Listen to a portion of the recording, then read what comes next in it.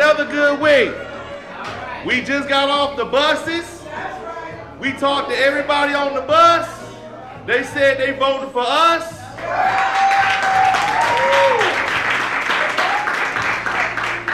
When I got done, I listened to 910. Even people who were saying that Doug gonna win said we gonna win this thing. We got a shot. We got young people in the back.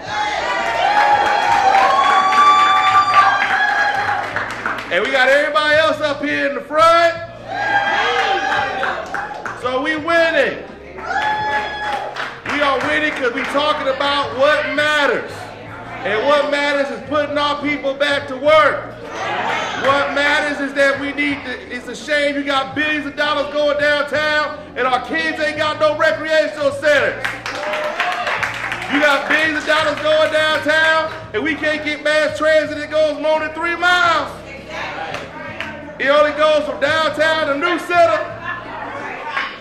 It used to go to Hart Plaza, but they closed that off. They don't even go to Hart Plaza no more. It's wrong, and it's shameful. You got billions of dollars flowing through downtown, and 48% of the city is living in poverty. How many baseball steaks can you eat? How many tax credits can you get?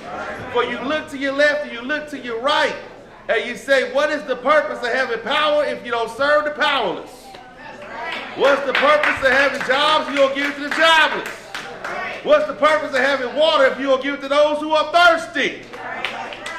And what is the purpose of having money if you don't give it to those who need it? What's the purpose? Power is only important as an instrument to serve others with it. And that's what we're going to do. When I get in office, I'm going to use my power to put people back to work rebuilding these roads. I was driving on Finkel.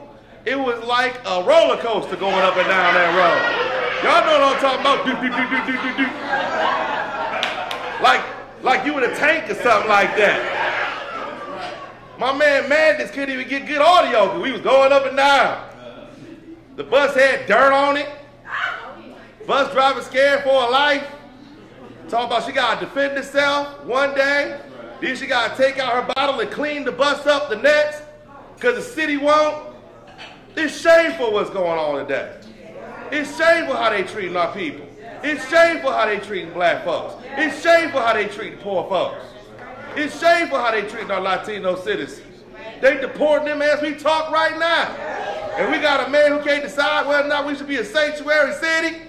It's absurd what's going on out here today.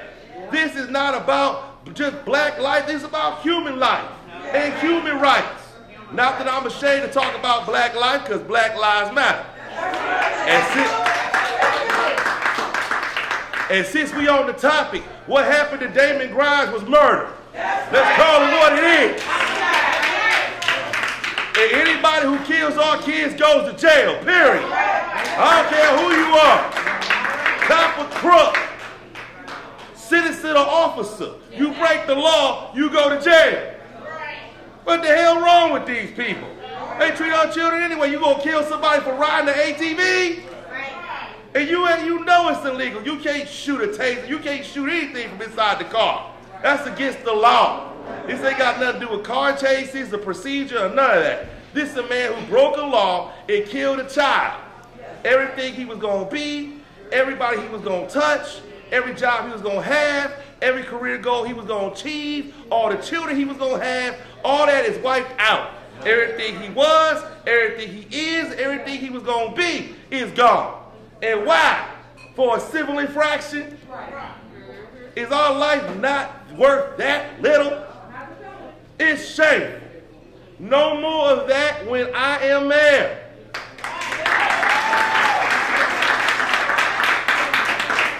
I ain't selling out, I'm showing out.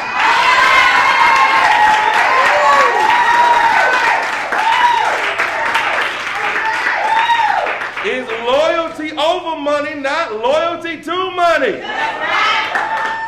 Too many people been bought in this town. You got labor unions representing somebody that don't fight for labor. How UAW leadership going back a man who tried to privatize the UAW union? It's out of control. How is Ashley going back a person who's reduced their union and allowed the emergency manager to take their pensions and their health care? Huh? What is going on? And this is what I really don't understand. This is what I really don't get about this whole thing in my campaign. You can make fun of me. You can say whatever you want to say about me. But they grabbed my dead daddy, pulled him up out the grave like a Weekend at Bernie's movie, and had put him on the front stage, said got all these little sellout, bamboozled, bootlicking Coleman Young appointees, got them all in a room, and then they had the audacity to say if my daddy was still alive today, he would be behind Mike Duggan, who gave away the water department. You know Coleman Young wasn't for giving away no damn water department. Who gave away Bel Air? Who gave away the income tax? Who took over the schools? Who took over the city? Who gave away the city?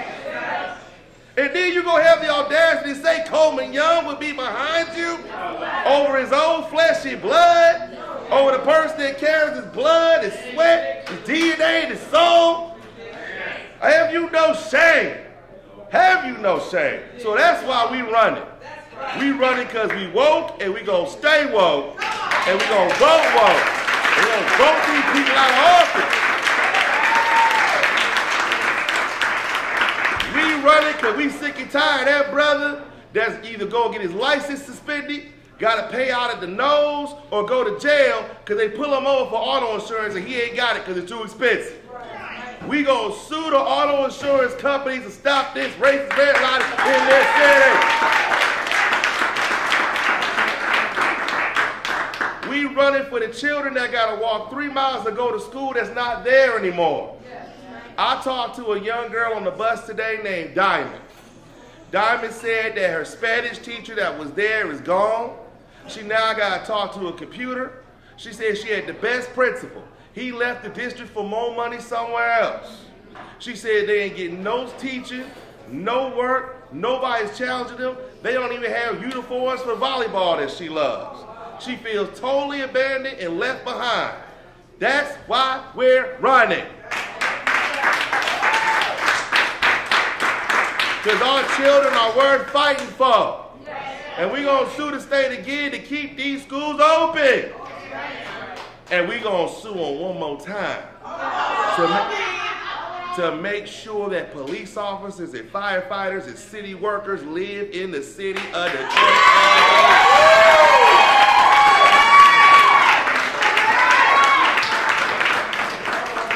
How you going to community police and don't none of y'all live in the community? That's why we doing this. We running because too many women are overworked and underpaid. We want equal pay for equal work. And we running because you got brothers working 2, 3, 4 jobs and still can't make ends meet. That's why we raising the minimum wage to $15. So people can feed themselves and their families. And we also running because it's a shame before God that 1 out of 7 people in this city don't have water in their house. That if you miss one payment of $26, they're going to shut your water off. But you got big businesses that don't pay nothing in water bills, and they ain't never going to get their water shut off. Time for a change, y'all. It's time for a change. That's why I'm running. I am running for mayor because I want to make sure that our buses are clean. I'm running for mayor because I want to make sure that black folks have it whole. I'm running for mayor because I want to make sure that we enforce the Community Reinvestment Act to make sure that black folks get small business loans and that we make it easier for them to start their own businesses. And I want to bring back African time. So listen, This is Detroit. We all know where we're standing. On the blood, sweat, tears, and toil of black revolutionaries and freedom fighters. This is the place where Rosa Parks sat down so a movement can stand up. Where Martin Luther King gave his first I Have a Dream speech. Where Malcolm X gave a message to the grassroots. Of William Lambert and George Baptiste and slave abolitionists. Detroit was the last stop before they got to freedom on the Underground Railroad in Canada. This is Detroit, the place of the group or advanced leadership of the Republic of New Africa, of Joanne Watson and the Uhuru, of King Cochrane, the League of Revolutionaries, of General Baker, the Dodge Revolutionary Union Movement, of my father, the Honorable Coleman Alexander Young, that beat back stress in the Big Four and diversified the city workforce. What? What was all that sacrifice and struggle worth if now we gonna push black folks out this town? If we gonna gentrify black folks out this town? If we gonna ethnically cleanse or Negro remove black people up out of here? It's wrong. And we doing this for Mike Duggan, who bid rings and colludes, who robs and steals, who every chance he gets tries to tell us that we can't talk about race.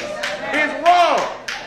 This is Detroit. Too many black folks must die for us to have in the hole, for us to be ashamed about who we are, where we come from, and where we're going.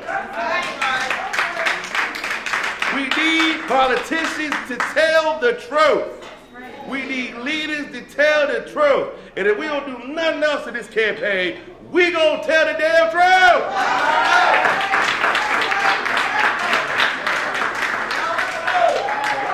We'll uphold them when they right, and we'll call them out when they wrong.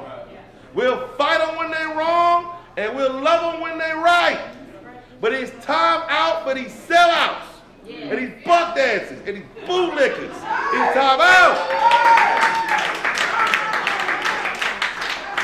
I am so sick and tired of seeing people with their hands down. We used to be a proud city where we walked tall and we stood on what we believed in. When men said what they meant and they meant what they said. Where they liked you, they didn't like you. If they couldn't stand you, get out of here. That's what we want to get back to. We want to get back to a city where we'll embrace everybody, but we will not be afraid to stand for what we believe and who we are. So if you come join the coalition of the willing to stand, the willing to fight, the willing to believe, the willing to bleed, the willing to die for our folks to have, we will take this city back for the people. We'll take back the motherland. Because God is on our side. And those who do unto the poor do unto me. And we have forgotten that. We live in a country where 300,000 people die from poverty every year. This city is the city where you got your life expectancy is the shortest because of poverty. The question every leader has to ask themselves, is your campaign contribution being bigger? With your constituency's lifespan being smaller? Is it worth it? How do you look yourself in the mirror and say we a comeback city when 48% of the people live in abject poverty and 52% of people live in areas that are impoverished? How can you say you a comeback city when you got people who are fighting and clawing for the basic human right of access to water? Who are we coming back? How are you going to say we a comeback city when you got a downtown, they got all kind of money and half your city can't afford to go?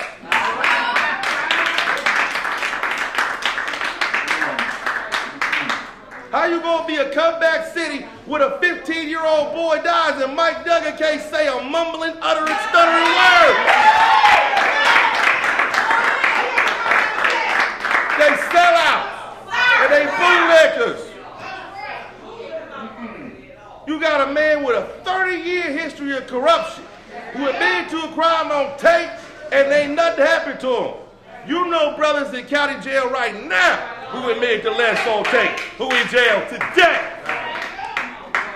And then you got somebody who can't mention or say or utter a word about this boy's death, who allow police officers who don't even live in the city to come in here and terrorize black folks with tanks and battering rams.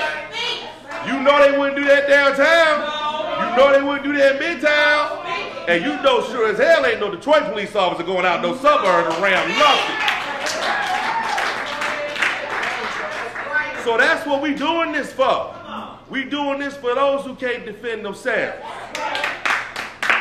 We fighting for those who can't fight for themselves. We fighting for the downtrodden and the forgotten. For those that have the people that have the government's foot on their neck. Because this oppressive, repressive, depressive, and subjugation that we got going on up in here.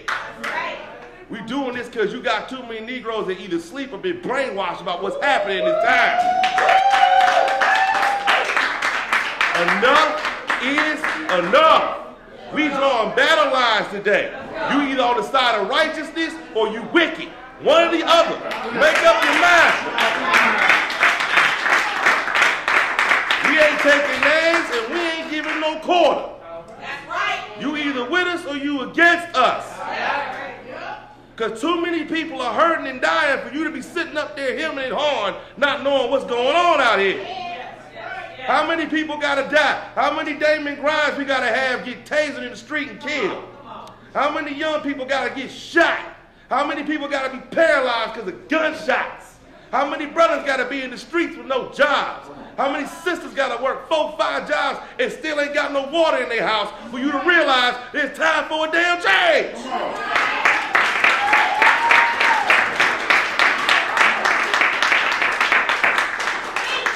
So look, I just want to say in conclusion, I love you.